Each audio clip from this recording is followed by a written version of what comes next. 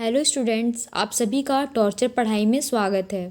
तो आज का जो हमारा टॉपिक है वो है डेमोक्रेटिक सोशलिज्म। तो चलिए स्टार्ट करते हैं। Democratic socialism is a combination of two ideologies. Democratic socialism जो है वो दो तरह के आइडियोलॉजी से बना हुआ है। और वो कौन कौन सी दो आइडियोलॉजीज है? पहला तो है डेमोक्रेसी और दूसरा है socialism. This ideology wants to maintain both democracy and socialism. ये जो आइडियोलॉजी है डेमोक्रेटिक सोशलिज्म का, ये दो तरह की आइडियोलॉजी दोनों को ये मेंटेन रखना चाहता है, डेमोक्रेसी के साथ साथ सोशलिज्म को भी। ठीक है। In the political field it's faith is in the liberal philosophy based on human freedom, but in the context on the sphere of work of the state it wants to adopt a public welfare state। तो इसमें ये बोला जा रहा है कि political field में जो डेमोक्रेटिक सोशलिज्म है, इसका जो फेथ है वो लिबरल फिलोसॉफी पे बेस्ड करता है और ह्यूमन फ्रीडम पे। लेकिन अगर इसका जो context of sphere of the work पे अगर हम देखें, यानी कि काम के स्फेयर पे देखा जाए, तो ये क्या किस चीज़ पे डिपेंड करता है? पब्लिक वेलफेयर स्टेट पे। इसके बाद हम देखते हैं कुछ डेफिनेशन जो दिए गए हैं डेमोक्रेटिक सोशलिज्म के बारे में। तो चलिए उसे देखते हैं। दो तीन डेफिनेशंस है, उसमें से आपको जो भी इजी लगे, जो आपको आसान लगे, जिसको आप आसानी से रिकॉल कर सकते हैं, आप उसे देख लीजिएगा। अकॉर्डिंग टू जवाहरलाल नेहरू क्या बोलते हैं? Democratic socialism is a decentralisation of political and economic power and a just system established by means of public consent and not by force। Next हम देखते हैं कौन है? Doctor Ram Manohar Lohia.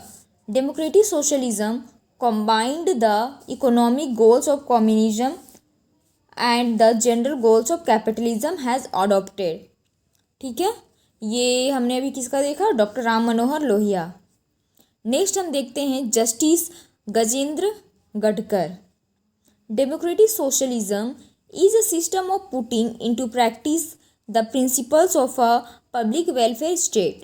Its basis is liberal social philosophy। ठीक है। Its main sentiment is that one should fulfill social obligations। तो हमारे तीन तरह के, पहला तो है Jawaharlal Nehru, doctor Ram Manohar Lohia and justice Gajendra Gadkar. तीन लोगों के आप लोगों ने ये देख चुके हैं अभी तक डेफिनेशन। इसमें से आपको जो भी इजी लगे आप रिकॉल कर ले। इसमें ज़्यादा कुछ समझने वाली कोई बात नहीं है, इसे रट्टा ही मारा जा सकता है। तो चलिए आइए नेक्स्ट देखते हैं main features of democratic socialism. हाँ, इससे पहले देखिए मैंने कुछ वन वर्ड आंसर पूरे चैप्टर से खोज के रखा है, तो ये मैं आपको लास्ट में बता दूंगी, जिससे कि अगर आपके एग्ज़ाम में एमसीक्यू आते हैं तो, या फिर वन वर्ड क्वेश्चन आते हैं, तो ये आपका छूटे ना। तो मेन फीचर्स क्या क्या है डेमोक्रेटिक सोशलिज्म के, चलिए उस पर बढ़ते हैं हम लोग। Opposition of both capitalism and communism. Democratic socialism जो है वो कैपिटलिज्म को और कम्युनिज्म दोनों को ये क्या करता है? अपोज करता है। Democratic socialism equally oppose both the ideologies of capitalism and communism। According to him, capitalism is based on inequality and exploitation of the common people।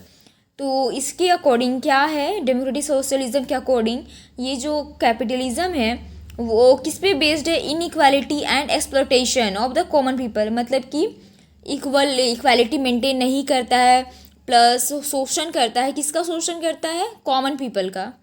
And such a system can never be in the welfare of the people. और सही बात है, अगर जिस society में inequality है, exploitation है, exploit किया जा रहा है कॉमन पीपल को, तो उस सोसाइटी का वेलफेयर कभी भी नहीं हो सकता है।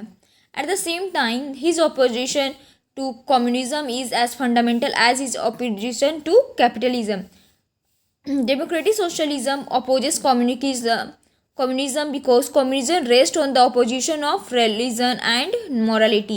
जैसे कि हम लोग जानते हैं कम्युनिज्म जो होता है वो किसका अपोज करता है? रिलीजन का, morality, believes in the concept of class struggle and value revolution. तो इसलिए इन सभी चीज़ों को लेकर देखते हुए डेमोक्रेटिक सोशलिज्म जो है वो कैपिटलिज्म के साथ साथ कम्युनिज्म को भी अपोज करता है। नेक्स्ट हम देखते हैं, आगे बढ़ते हैं, opponent of totalitarianism and worshipper of democracy. ठीक है, चलिए इसके अंदर देखते हैं क्या बोल रहा है। This is the most prominent features of democratic socialism as it is strongly opposed to all forms of the totalitarian, because in totalitarian the human personality and its freedom and dignity get no importance। जैसे कि इसमें भी inequality हुआ था, वैसे ही इसमें क्या हो रहा है, जो ह्यूमन का जो पर्सनालिटी है, उसका जो फ्रीडम है और जो डिग्निटी है, उसका कोई वैल्यू नहीं रहता है। ठीक है, unlike totalitarian it is a complete worshipper of socialism. ठीक है, सोशलिज्म यानी कि democracy, and has adopted the path of socialism as a complement to the democracy. In the other words of Norman Thomas, देखिए एक scientist का नाम दिया गया है, वो उनके वर्ड्स में क्या है, देखिए, socialism is the complete achievement of democracy. बहुत इंपॉर्टेंट लाइन है, अगर आप इसे कोट करके अपने एग्ज़ाम में लिखते हैं तो आपको बहुत अच्छे मार्क्स आने वाले हैं। ठीक है, चलिए तो नेक्स्ट की ओर हम लोग बढ़ते हैं, और जो तीसरा पॉइंट है हमारा वो है man is a moral animal. Under both of the ideologies of capitalism and communism, man has been considered as an economic animal, but democratic socialism concedes human to be a moral animal. इसमें क्या बोल रहा है, capitalism या फिर communism अगर हम लोग देखते हैं तो उसमें मैन को किस तरीके से, इंसान को किस तरीके से कंसिडर किया जाता था, इकोनॉमिक एनिमल की तरह से, लेकिन डेमोक्रेटिक सोशलिज्म में मैन को किस तरीके से देखा जाता है, वो है मोरल एनिमल। ठीक है, capitalism is based on the false believe that the individual is active only by the fear of profit और पनिशमेंट। ठीक है, इसमें ये बोला जा रहा है कैपिटलिज्म जो हम लोगों ने पहले ही देखा, वो कैपिटलिज्म जो होता है उसमें क्या होता है कि इंसान या फिर एक इंडिविजुअल जो होता है वो तभी एक्टिव रहता है जब उसे किस चीज़ का डर हो, फॉल्स या फिर प्रॉफिट या फिर लॉस का। ठीक है, जबकि कम्युनिज्म में क्या थी, बिलीव करता है, कम्युनिज्म क्या कहता है देखते हैं, believes that any work can be done only on the basis of inhuman elements like violence, fear और terror। मतलब ये बहुत ही ज़्यादा वायलेंस को देखता है और ये मतलब वायलेंस को प्रमोट करता है। ठीक है, चलिए आगे नेक्स्ट देखते हैं, based on religion and morality. Democratic socialism accepts religion and morality in human life.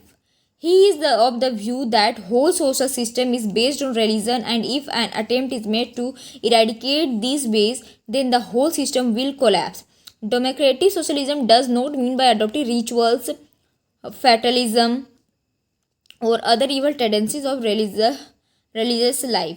देखिए इसमें क्या बोल रहा है, डेमोक्रेटिक सोशलिज्म जो होता है वो बेस्ड होता है रिलीजन एंड मोरालिटी पे, लेकिन इसका ये मतलब नहीं है कि जो हमारे जो पुराने मन घड़ंत कहानियाँ जो चलते आ रहे हैं या फिर ऐसे रिचुअल्स जो जिसका कोई मतलब नहीं हो उसको प्रमोट करता है, इसका मतलब ये बिल्कुल भी नहीं है।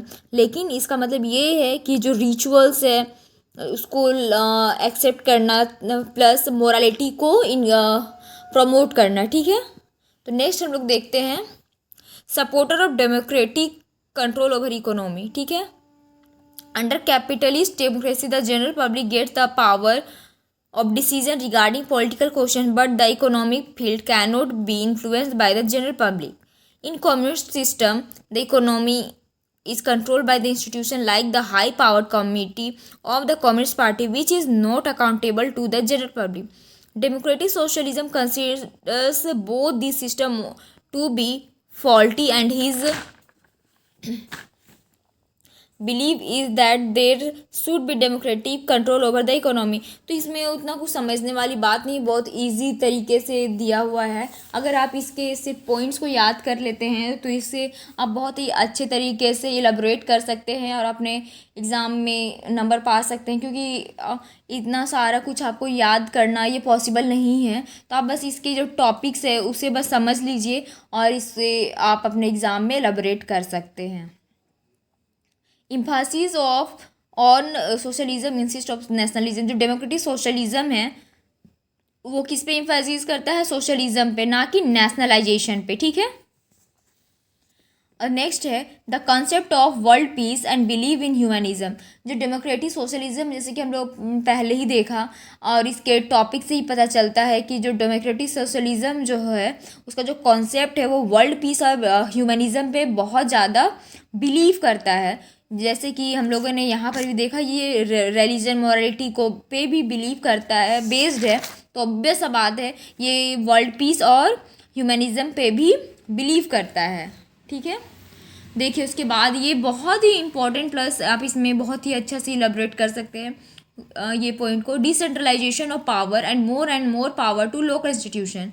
डिसेंट्रलाइजेशन ऑफ पावर क्या होता है?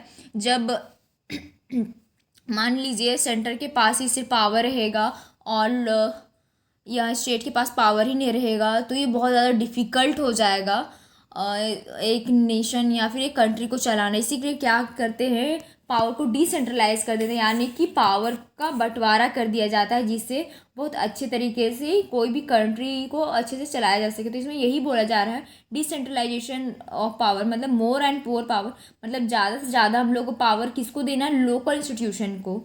लोकल इंस्टीट्यूशन मतलब कि जैसे कि पंचायत हो गया, ग्राम सभा, ये सब, ठीक है। तो यहाँ तक तो हमने देख लिया, इतने सारे पॉइंट्स हम लोगों ने देखे। ये सब क्या थे? इसके फीचर्स थे। तो जो कभी भी किसी का अगर फीचर्स है, तो अगर आप किसी की भी चीज़ का, किसी भी टॉपिक अगर आप पॉजिटिव पॉइंट लिख रहे हैं तो उसके साथ साथ आपको नेगेटिव पॉइंट्स भी लिखना बहुत ही इंपॉर्टेंट हो जाता है। तो चलिए नेक्स्ट देखते हैं, आर्ग्यूमेंट्स अगेंस्ट डेमोक्रेटिक सोशलिज्म। तो ये कुछ 8 आर्ग्यूमेंट्स है। इसे आप अगर आप एलोबरेट करना चाहते हैं, इसे एक्सप्लेन करना चाहते हैं, सॉरी, तो आप ज़रूर कर सकते हैं। चलिए देखते हैं one by one. Not based on any concrete ideology. Second है this is a contradictory philosophy. तीसरा है मोरली अनफेयर। चौथा है साइकोलॉजिकली फ्लॉड। पांचवा है स्टेप टूवर्ड्स टोटलिटेरिज्म। छठा है कैरेक्टर डाउनफॉल ऑफ इंडिविजुअल्स। सातवां है एक्सपेंशन ऑफ ब्यूरोक्रेसी। और आठवां जो लास्ट पॉइंट है वो है मटेरियलिस्ट कंसेप्ट।